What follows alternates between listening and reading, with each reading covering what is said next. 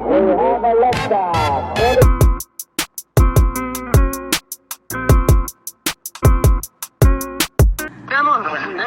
Nos mataron.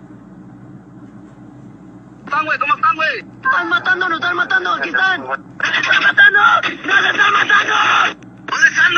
¿Dónde están? Aquí en la redonda. Nos están matando, mataron a mi compañero. Están tirando. Ya me mataron. Amén a todos.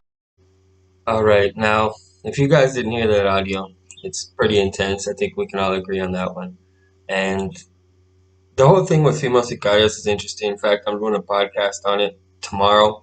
I just did a podcast on Chino Anthrax's death and how it played a part in the breakup of the Sinaloa cartel, as well as explaining the breakup of the Sinaloa cartel. So if you haven't checked out my podcast, get your ass over there. As well check my Patreon out. You know what time it is. Now, Tilín was a head sicario for the Gulf cartel. She was a female sicario, which is now becoming more common and more common. And she was killed along with 4 of her sicarios, or her personal bodyguards, because she had several teams of sicarios. These were her personal, team that was designated to protect her. Now, after a persecution with the military, they caught up to her. Like I said, Gulf cartel. She was part of the armed wing of the Metros, which is a cell of the Gulf cartel.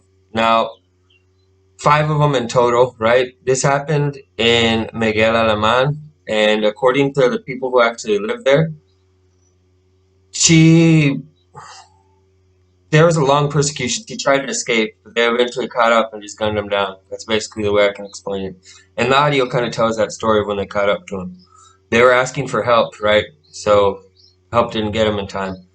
And even if they could have sent help, the military tears them up every time. So they were on top of a Toyota, a white Toyota, and were on Miguel Alemán Boulevard when a convoy of the Marines saw them, supposedly, this is according to the government, right? Saw them and followed them. There was at least 3 vehicles the military had that were participating in this persecution. Now, supposedly, what caused the actual shootout was she crashed into a place where people play pool. Now, upon crashing, the military pulled up and lit the car up. You can see the whole front windshield. It has lots of impacts. So I asked if it was a persecution, why are the impacts from the front windshield? Maybe, especially if they impacted, you'd think the front of the car would be into something, but who knows how that happened or how they ended up at the front of the car. So I wasn't there at the scene. That's just a speculation, right? Now, there's a taco shop on the Boulevard Valentin Barrera that actually received a lot of the bullet shots because it was actually in the line of fire in between the soldiers, the sicarios, and, well, yeah, it got hit by bullets. And that just shows how dangerous these shootouts are. They can happen at any time, at any place. It doesn't matter if it's heavily populated, if it's an urban area where people are playing pool and eating tacos. If you can get hit with bullets. I know a taco shop where 8 people were killed. Even a woman that was in the bathroom, using the bathroom, caught a bullet. She didn't know what she was doing. Her brains got blown out, just sitting on the toilet. 1 minute you're sitting on the toilet, next minute lights out. So that's the scary part about this whole thing. It really does demonstrate that and bring it to everyone's eye. Now, if you didn't see the photo I put up of her on the thumbnail,